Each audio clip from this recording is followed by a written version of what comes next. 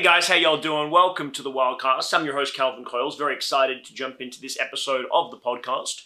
We're going to be talking today about the do's and don'ts of starting an online business. And I think there's a lot of good lessons that you guys are going to pick up from today's session. And this is really topical right now, obviously, because of COVID. Everyone's pivoting, moving online. And there's a lot of people that were already doing online stuff, but really struggling. So we're going to talk a little bit about that today. But also, if you have an existing business, how do you try and move that online? Can you move that online? What are the do's and don'ts if you're getting started? So I want to jump into that today and just give you guys some insights that we picked up along the way. It's probably worthwhile starting by understanding our journey with online business as well. So when I first got started in business, we weren't doing a lot online at all. Primarily our business was doing live events, and that's what I lived for. I loved putting people in a room and doing amazing 2-3 day live immersion trainings over, say, 40-50 hours. Then over time, you start to realize that if you want to make a greater impact in the world, you've got to start doing things in a more leveraged way and obviously in a more digital way. So then what we did, and this was really interesting, if you're familiar with NLP, Neuro-Linguistic Programming, or life coaching, you know the traditional model is get people in a room for like a week, 5-10 days, and you teach them quite boring material. And when I came into the industry, I was like, I want to shake things up. So we filmed a full 3-day live training that we ran, then broke it into small micro videos, and then we put it up online, and we did it in the early days as like an online NLP certification for $99. And it went viral. We had hundreds of people every day buying this program around the world, because before that, the only way you could learn NLP was to spend $5,000 to $7,000 to go and learn from some old dude in a stuffy classroom experience, and it was just really archaic. And so, we had a lot of people that were in the industry that didn't like us pretty quickly, and of course, we had a lot of clients that started working with us, and that's really how we were able to expand so quickly. So that was our first sort of taste of it. Still, though, our main business, though, was running live events. So we just sort of did that on the side. Then we started doing some business coaching and consulting. We started to expand more. And then, obviously, fast forward now, we've got so many different online training programs. So we've got, I don't know, do you know how many videos and training programs and courses and shit we've got now? It'll be in the hundreds. In the hundreds of courses. And the cool part about this is that when you start creating assets in that space, you can really start to do some cool creative stuff. So we are now a fully online business, because when COVID happened, we were still running live events, but then that pushed us purely digital, and we've been able to run digital summits and online trainings since then. And so now we've turned our live trainings into online trainings, and we're going berserk. And we've expanded pretty rapidly this year. So we were originally just doing stuff in Australia and New Zealand. We had some clients that had worked with us previously around the world, but majority of our work was in Australia and New Zealand. Now we've got Australia and New Zealand and Singapore, Malaysia. We've got Hong Kong, Japan as like central sort of, Asia Pacific, that's one region for us. Then we've got people in the United States, Canada, and Mexico. And now as well, we've got people across Europe and the United Kingdom. So some really exciting stuff that's happening, and the ability to reach more people, change more lives, make more money, and do it digitally is really exciting. So we picked up a lot of lessons along the way. The first thing that I would encourage you to understand is that most people, when they're getting started, don't realize how big the opportunity is online. So the first thing that you've got to get clear about is create a really good quality product. Like, create something that's really dynamite, because if you can do that, and if you can win at a local level, you can expand really quickly. And so you want to try and design it from the very beginning to be scalable. You want to design it so that it doesn't matter where I am around the world, doesn't matter my time zone, doesn't matter maybe even my language, that I can pick up on this. Now, we still only market to people that are English speaking and mostly in Western countries, with the exception of a little bit of stuff in Asia Pacific. But you want to start by just getting clear on what's my product, what am I delivering, and how am I going to be able to do that in a way that is going to be scalable across regions geographically. And that really gives you a huge upside, because there's a massive difference in the cost of acquiring a client in Australia as what there is in New Zealand, as what there is in Singapore, as what there is in the UK or even the US. So you can really start to create what's known as geo arbitrage with online courses and training. So you get paid in USD, but maybe you're living in Australia, and so right now that works for you in terms of a currency conversion. So my first suggestion to you in terms of what to do is get real solid in terms of what you're offering, and make sure it's designed to be global from day one, because it saves you making the changes later as you go. So that's number one. Number two, get really super clear on who you're building this program or this course for. If you're creating an online business, you have to understand traditional businesses have to work with a lot of people because you're geographically limited, right? So like, for example, below us right here is a gym. they're geographically limited because people obviously in Melbourne are not coming to Perth to train at the Stadium Fitness that from us downstairs. In fact, people that live even 20 minutes away are not coming to train at this gym. So they've got to try and appeal to as many people in this catchment area as possible, and so they become very general and not specialized. And as a result of that, they struggle to scale their business, right? On the flip side, if you have a digital business like we do upstairs here, obviously, right, we can go to anybody. But the challenge is if you take a mentality that is what they use downstairs and you take it online, you're going to get lost because there's so many other people doing all these other things. It's just a lot of white noise. So how to stand out online is about two things. One is positioning, and the second is value creation. So you've got to really get super targeted on who you're going after. And even if your product, your service, or your program is suitable for a lot of people, you've got to really nail one person. And you can do multiple people, but that's got to be done at one at a time. So you would have a separate funnel, separate marketing strategy and plan to attract that one specific client and scale that person globally. So now it's like, I don't need to find 5 people in Perth, Western Australia. I need to find 5 people in Perth, 5 people in Sydney, 5 people in Melbourne, 5 people in Brisbane, 5 people in Adelaide, 5 people in New York, 5 people in Boston, 5 people in London, 5 people in Durham. So you've got now, like, the world's your oyster, effectively. And you can really start to scale as a result of that, but you've got to get super targeted on who it is that you're wanting to work with, right? So that's number 2. Number 3 as well is don't scale your business, even if it is global as a starting point, don't scale until you've got your local systems in place. So we find, and we've experienced this ourselves, we find that you get super excited by the opportunities that are present and you go, cool, I'm going to target everybody in the world. And one of my mentors once said to me, he says, before you try to take over the world, why don't you try and take over a time zone? So think about your world where you live. If you're in Australia right now, great. How can I start by just scaling nationally before I scale internationally? And you know what? Our family used to own a Harcourts franchise, and one of their catchphrases was local, global, local, national, or global, national, local, you. Right? So think about it in that way. Start with you, get you where you're going right. Start even just marketing broadly around you in your local target market. Can you work at the kinks? Because it's easier to figure out problems in your own time zone, trust me. Then from there, can you then expand to a national footprint? And then from there, can you expand to a global footprint? But if I'm in Australia, the first place I'm going is New Zealand or Singapore or Kuala Lumpur or even Indonesia. Don't go from here to Greece, because just because you got a friend who's Greek or your family's Greek doesn't mean that you should do that, right? So start in a local area and just geographically expand out on the board, so to speak. And then you can pick up and implement the whole business model in another place as well. You need to have a bit of restraint when it comes to digital marketing. So there's some suggestions of things that you should do to start with. And obviously, just consider what's going to be your sales mechanism. So for some products and services, you don't need a person involved in the communication for the sale. For some of them, you can just buy them online. Obviously, Amazon does a great job of that, right? But traditionally, that's quite commoditized, and it's obviously things that people already have inherent trust in. If you're selling new things or if you're selling coaching or services that are a little bit more personal, you're going to have a human being involved in the process more than likely at some point. Or you're going to spend money. So what I always say to people when it comes to marketing and when it comes to growing your business, you either spend time or you spend money. If you don't want to speak to people, if you want to have effectively what's known as like just digital sales, so you just market your services online and people buy them and then they work with you, well then you're going to have to pay a premium in marketing to achieve that outcome because there's no human component, there's no time. If you want to save some money in the marketing, well then it's pretty easy. Get people booked into webinars or discovery calls or something that's more of a human component because that's going to allow you to leverage your marketing dollars more, but you're paying in time. So you've got to really consider what that trade-off is for your business model, and there's a lot of nuances in that, and you've really got to know your shit when it comes to digital marketing. A couple of things to avoid doing. And I guess it's the same things that I've already mentioned in terms of things to do, but avoid being wishy-washy in who you're working with. Avoid being general in your approach. Avoid trying to be too big too quickly. Avoid scaling your business until your economics make sense, but also until you've got all of the sort of kinks ironed out of your systems and processes and technology. If your clients don't have a repeatable system where you work with a variety of people and they all get the same product, the same service, the same delivery, if you can't currently deliver that at a local level, you shouldn't do it nationally because it's going to just tear your hair out because there's so many things that are going to go differently and go wrong. And a big thing as well is please don't make the mistake of thinking that people that are in your local area are like people in a suburb over, a city over, or a country over.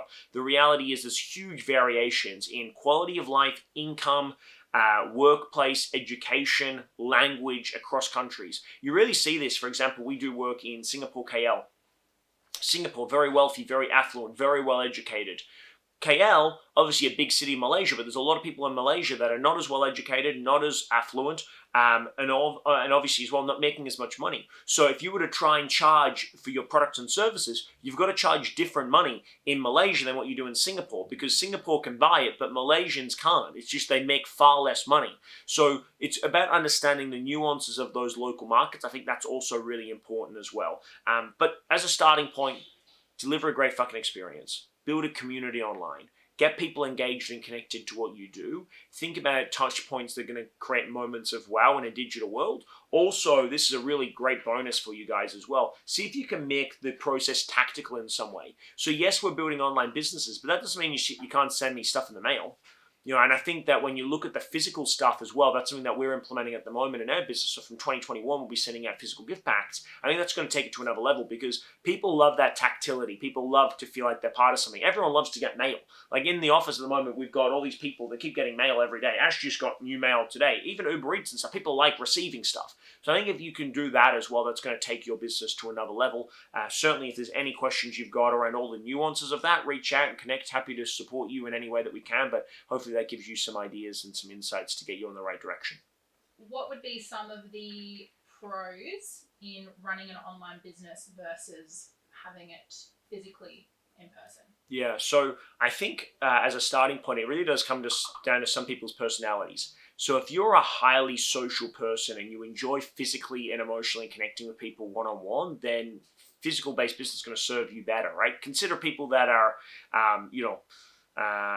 baristas and people that work in cafes and stuff, right? Try to do that online. It's like you've lost all the sense of feeling and connection that comes from that work. So I think part of it is understanding who you are as a person. Some people are really well suited to online. Introverts be fantastic for online because you don't have to speak to anybody, you don't have to see anybody, it's all done digitally. I think that's where the world's headed anyway, right? So there's a couple of real benefits. Number one, if you're running a digital online business, in many cases, you don't have to pay for rent. You may not even have to pay for staff. If you've got a digital business that's online, you can employ people anywhere in the world. And there's certainly many places that are cheaper for labor than wherever you currently live. So that's really exciting from an online perspective. It also means because you built an online business, you're a global business. So if the local market that you're going through or you're in right now goes through a negative economic time, well, you're not leveraged to that market. And I'll give you an example. So we obviously, as you guys know, run this business. My father runs a real estate company based here in WA and specifically in a suburb called Bibra Lake. So he's limited to whatever happens inside of Bibra Lake unless he wants to grow a bigger team or expand his offices more nationally, but that's not his ambition. So the WA housing market over the last 4 or 5 years has been really, really poor. It's getting good now, but it's been really poor. So he's really struggled over the last couple of years. And to be fair, if we were only just doing work in WA, we would have struggled too. But when you've got leverage in terms of, we're in Perth, Melbourne, Sydney, Brisbane, Adelaide, Darwin, ACT, and also New Zealand, it doesn't matter. Australia can be going through really tough times. I'll just go to New Zealand, I'll market our services over there. So we can pick up this business and put it anywhere, right? So that is really, really helpful. There's also an element as well, which is that when COVID hit, if we wanted to pause or stop, a lot of our commitments were just software commitments. We didn't have expensive rent or big overheads. We weren't in a position where we had huge amounts of stock. We're running a very lean business because we're in a position where we built everything to be global, to be able to be put into the back of a suitcase or on hand luggage on a plane. So there's a lot of real positives as part of that. However, equally on all of those things, if you're not a disciplined person, if you're not a well-organized person, if you're not a very well-structured person, you're going to really struggle online. Because there's a sense of, and to give you an example of this, some people shouldn't rent. They should have a mortgage because there's no way they'd ever save the money to have a house if they didn't have to pay a mortgage every week, right? Some people are like that. Some people can afford to rent and still save. They've got that discipline. So then in that case, you go, well, geez, you'd be crazy to have a house. You'd be better off just renting and investing into something different, right? But you get the reference point. Some people need to have a big office and stock in order to just stay focused enough, like money and financial responsibility that comes with a physical business is a good motivator and a good leveler for a lot of people. So if you are that type of person, that's also important. For me, I'm a huge person for physical interaction. So I love that we've got an office. I love that we get to see people face to face. I love the live events of that as well, and I really miss that in an online environment. It's not the same, but it is quite rewarding that we get to see so many amazing people from different parts of the world. But if I had to choose, I'd much rather do physical face-to-face stuff. It's just very expensive. It doesn't create a great opportunity for us to grow a business, and also it's not a very smart model. Like if you were designing it without the human component, you'd of course go digital. Like why would you even bother doing anything physical? Also, another advantage of doing things digital is that because it's digital and everything is digital, it can be all streamlined and automated through technology. So a lot of things that happen physically in businesses today are done through physical manual inputs and outputs. Whereas if you leverage tech, because everything's done online, well, all of the conversations are trackable. Like even just imagine you have a face-to-face meeting. Someone's got to take the notes of that, transcribe them, upload them. You've got to have some sort of meetings, right? But if you were to do it digitally, well, that can automatically be getting transcribed while you're having that Zoom conversation. So there's just a lot more upside for going digital, but it really does suit and serve certain people better than it does for others. And obviously there are some businesses that are obviously always going to be physical-based businesses. Like you're not going to get a virtual massage. Right? Well, maybe I don't know what type of massage you guys are getting to, but you get the idea.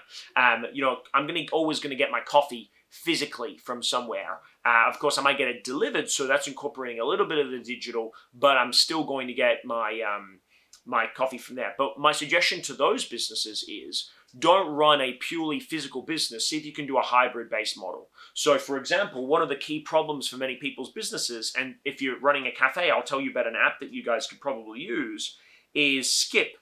It's an app. So one of the problems is I got to go order and stand in the queue, take time out of my day to go and stand in the queue, wait for the coffee. Well, Skip, you can order and pay before you even get there. It tells you when it's ready. You just go and collect it. So ideally, we're seeing more of that efficiency. So what I would do is take your traditional business and I would overlay tech infrastructure to improve the client experience. And of course, if you're doing that digitally, you're already automatically doing it. So they'd probably be my big things across the board.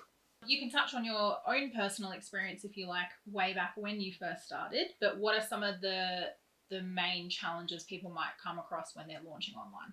Yeah, well, for the first one, if anyone's ever had to launch a website, there's a lot of fucking work in that, right? And you go through the process of building the website, and it's like a baby, right? You're like, oh my god, this is gonna be the best website in the world, and then you spend time agonizing over fonts and placements and colors and words, and you build everything up, and then you launch it, and then nothing fucking happens.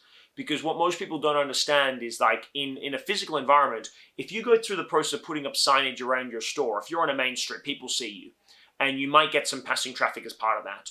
But in a digital environment, if people don't know where to look, they'll never find you because people are not just walking down the street, right? You've got to pay to have engagement. So most people put way too much time in the building of their assets digitally than they do in the promotion and distribution of their assets digitally. And so we find that a lot of coaches fall into the trap of this idea of I want to build a great program and then I want to start selling it. And then what they end up doing is they end up building a great program for themselves. And it's like, you're not fucking buying your own program. So why would you be the one designing it and building it for you? Instead, what you want to do is have people pay you to do it. Now, some people will have integrity issues around that because they feel like it's out of integrity for them to sell something that's not yet created. And I'm not encouraging you to sell something that's not created, but I am encouraging you to build it second. And the way you make sure you've got integrity around that is to communicate with people and say, hey, this is the first time I'm doing this. So I'm going to be building it with you as we go. So normally it might be, I don't know, $3,000 for this course, but because I want to do a beta test and I want to build this with you and get your feedback and your input and your ideas as part of this, well, we're going to build it as we go. And of course, I'm going to give you and deliver to you an amazing experience. But instead of doing it for $3,000, we're going to do it for $1,500. And so you give them a great deal. You're transparent. You're acting in integrity by communicating to them, hey, this is a new thing for me, but I need your support and your patience while we're getting stuff set up. And I really want your engagement and your feedback. And so then you go through the process of building it. And then guess what? Once you've done it, you've got a great client experience, you've got great testimonials, and you've built an asset. So there's no point building something that someone hasn't paid you to build. I think it's a really important distinction. So just don't build shit that someone hasn't paid you to build. And the reality is that if you build it for yourself and then you hope to sell it, if it's wrong, you got to rebuild the whole thing. And if you're not making any sales, you're going to go, I've spent all this time building something and no one wants it. Yeah, because you didn't sell it. Because if you designed it with what they wanted, it's like people always say to me, what do I put in my program? It's like, I don't know. But ask the person who's willing to pay you money, what would they want to accomplish and achieve? And then reverse engineer that and say, hey, would you be willing to invest if I did these 5 things for you? Great, I'll put those 5 things in. Would you be willing to invest in those 5 things? No, I'm not really interested in that. Great, I'm not going to talk about those things. You've got to really be quite humble and just meet the market where it is, because I think that's a real problem. So in the early days, we've had programs where we've launched stuff and I've gone, this is going to be fantastic, in my own head going, this is amazing, and it just bombs. We get no traction. I'm going, geez, I'm pulling my hair out. There's been other times when we've launched stuff and it's just gone berserk and I'm going, wow, I didn't realize this was going to be such an important thing or such an exciting thing. And then it's about fueling that as well. I think a lot of entrepreneurs don't get this principle, which is that if you went through the process of building an office building for a physical business, you're not going to knock that down in 6 months and rebuild it. But because it takes such little time, energy, and effort to build stuff online, what a lot of people do is they'll build something online, start getting traction, and then get distracted and build something different. So it's like, hey, you've taken the time to lay the slab, you put the walls up, the roof's out, you're locked up, and now you've decided you're going to move next door and do a reno project. No, you've built an asset, now monetize the asset. A lot of entrepreneurs and a lot of coaches and consultants and just business owners have that sort of creative juices where they just want to create new stuff all the time. And creativity is great, but it doesn't make a lot of money. Like most artists don't make money.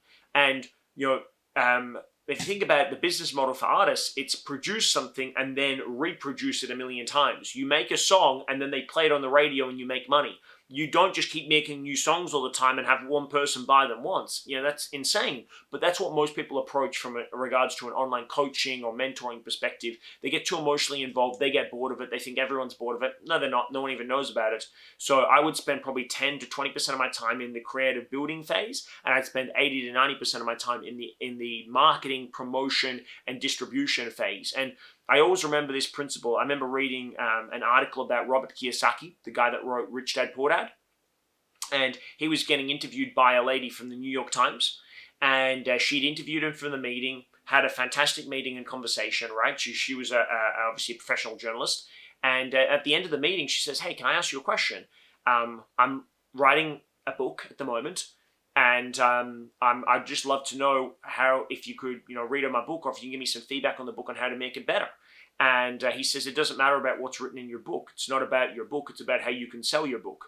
And she was really offended. So what do you mean? It's she's like, I'm a writer and I'm a journalist. It's about, that work. And he's like, no. He says, they don't call me a best written author. They say I'm a best selling author.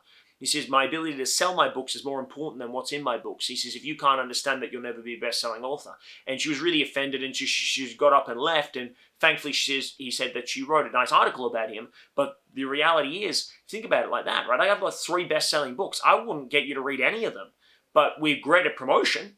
And so it's great for credibility. It's great to build that brand and that awareness. And of course, you always want to be proud of what you do. So it's not one or the other. But most people spend way too much time building something that they're proud of and not enough time monetizing it. And it's like, well, unless you're going to be doing this as a hobby, it's like, well, what are you doing?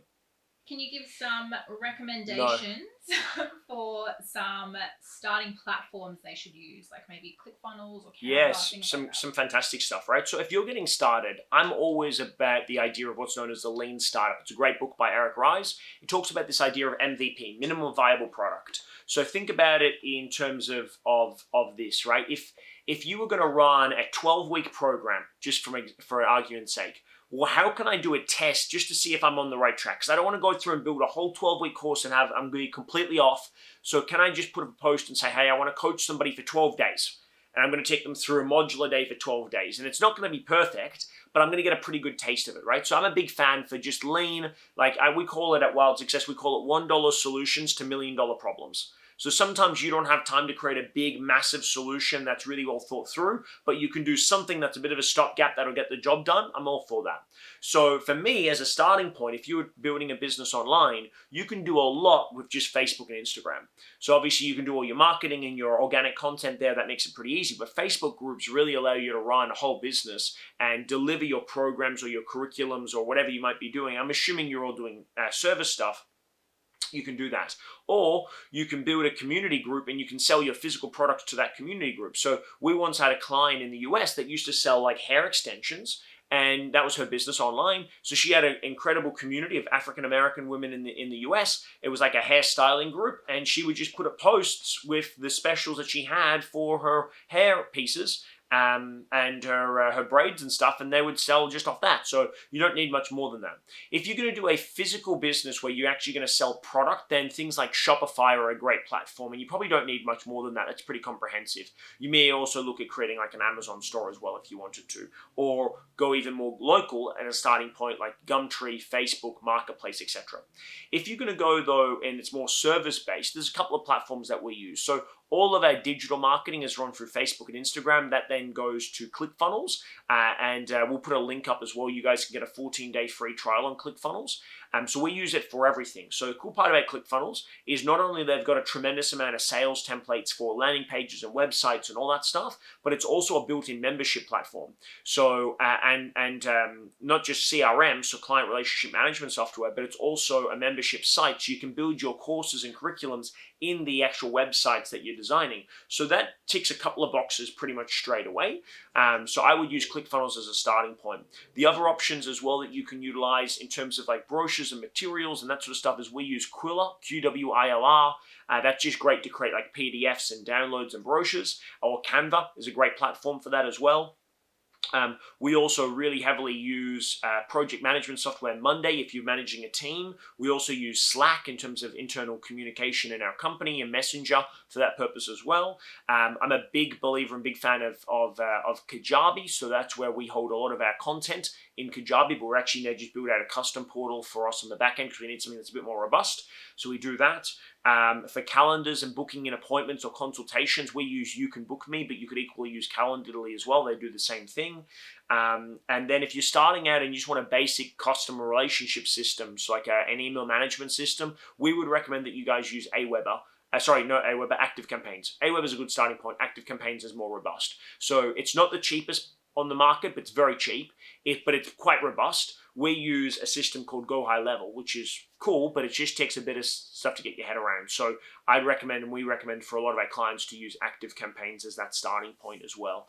So there's some tech stuff that can help you guys get started. If you're going to be using, if you're going to be calling clients, you can use Twilio for those principles and purposes. Anything else, Chica, that we use that's worthwhile referencing? Ash? She's got her headphones in. Yeah. She can't hear me. Yeah, she don't give a fuck. She's actually she's not even listening to anything. She just doesn't want to speak to me today. So yeah, that gives you a bit of an idea. Well, you can maybe give some recommendations for some platforms they could use for payment stuff, maybe Stripe. Oh yeah, Stripe. Yeah, so we're big believers in Stripe, and Stripe actually integrates with ClickFunnels. So when someone is on ClickFunnels and is wanting to buy your product or service, they can just pay straight away online. So we use Stripe for everything. It's a great mobile app, so it also gives you the ability to track your income and your expenses and your monthly recurring revenue. So we use Stripe for everything. It's a digital-first platform. It's free to create a Stripe account. It's cheaper than PayPal. That's why we don't use PayPal. But Stripe is definitely your go-to for payment processing for sure. Can you give some recommendations or guidelines for how much people should be spending on marketing for an online business? Oh, that's a really interesting question. So it can be, in many cases, like how long's a piece of string? So do you want me to give the simple answer, Jade, or do you want me to give the professional answer? Well, whatever you feel like in the moment. Whatever comes to okay. Your gut. So I'll give you both. So the first and the simple answer is that it really comes down to how much money you want to make. You got to reverse engineer that. So of course, if you want to make more money, spend more money. It's that simple. Providing that obviously everything remains equal. So let's say, for example, just to give you a hypothetical, let's say, for example, we're selling a $1,000 coaching program, right? Well, I want to generate leads, and I've got to factor in how much it costs me per lead, how much does it cost me per sale. And you want to get clear on what's your profit margin of that $1,000 product. So if it's a digital product, it should be quite high. But let's say, for example, you're selling a $1,000 product, course, membership site, whatever it might be, and you've got a couple of expenses that in terms of running your team or your software, and you allocate that maybe you're making $800 profit on a $1,000 program. So you got $800. Now, in that $800, you can spend up to $800 and still be cash flow positive, providing they pay in full, of course, and still be profitable. Now, you don't want to spend $800. You want to make money, of course, but we know we can spend up to $800 and we still are making money. And this is the mindset people don't get. It's like, oh, I want to spend $20. Yeah, but you're making $1,000. So you're making $980. Because you're stingy with your marketing budget, you don't actually reach as many people. You could make way more money. And one of our mentors is probably one of the number one spenders on Facebook globally. But he'd certainly be in probably the top 5 in Australia. He'd be right up there globally for Facebook, but top 5 spenders. So he spends about $1 million a month, but he makes about $2 million back. So in a poor month it's 2, in a good month it's 3 million. So he's effectively spending $1 to make $3, or maybe make $2. Right, they're the numbers, but he's still making $1 million a month. So to put this into context, let's say if a $1,000 product costs you $200 to deliver that, you've got an $800 profit margin. What we've got to be aware of is what's the cost of marketing. So we can afford to spend up to $800 on marketing and still keep the doors open because everything else would be taken care of. What you want to do is go, okay, well, what's my conversion rate? So if I have to speak to 10 people to make one sale, then I can spend up to $80 per lead. And then it's like, well, how many leads do I want? If I want 10 leads, I have to spend $800, or I can spend up to $800, and chances are if it's costing you $80 a lead, you're doing something wrong. But you can see how you reverse engineer it from there. What am I selling? How much is that value? What does it cost me to deliver that? That's my COGS, right? Cost of goods sold. How much have I got in my marketing budget to be able to then spend? That gives me a rough idea. What's my conversion rate? If I speak to 10 people, how many do I sell? And then divide that number against each other, and effectively you'll get clear on what's my maximum cost per lead. And so if you're then doing marketing and you know you can spend up to $80 per person, but you're doing marketing and you're getting leads for $22.50, don't worry about it. Spend more money and just scale it. Right? And then what happens if it goes to $42? Doesn't matter. You can spend up to $80. Just scale it. You just make more money.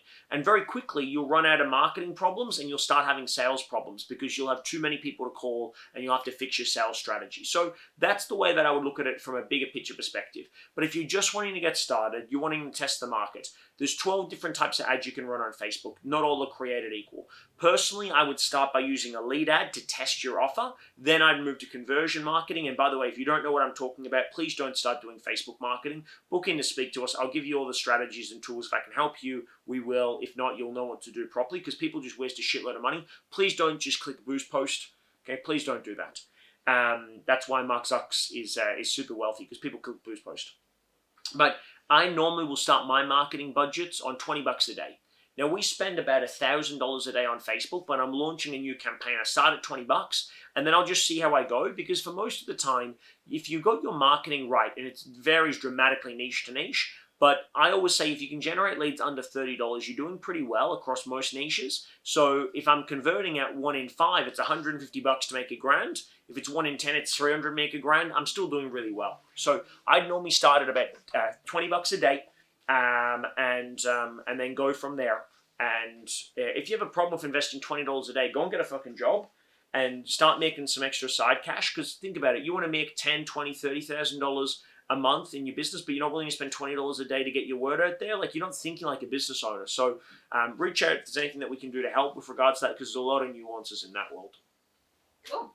So we've obviously gone through marketing strategies, how to refine your niche, what platforms to use, and getting clear on your business model. Yep. Can you recommend any wild courses or where they should go to kind of help them launch that? Cheeky plug. Well, we actually, funnily enough, Jade, funny you mentioned the word launch, because we have a program called Wild Launch, which is perfect for this. Now, we have a couple of things. So it depends on when this video gets released, but we're actually doing a program on the 30th of November. It's a 14-day challenge, 14-day coaches challenge. And we'll put the link up for that as well. It's only $14 for 14 days, but it's going to help you build a business model, generate leads, make sales, change lives. It's really designed for coaches, consultants, speakers, educators, those types of businesses. Really, any service-based business, you'll do really well with us. So I'm sure that will be available as well post-production, but that's a good place to start. We also have a couple of free resources as well. So we've got a variety of guides and things like that. If you just reach out, we'll be able to help you out with that. If you're real serious about growing a 6 or 7 figure business, we have a couple of things we can do with you for regards to that. So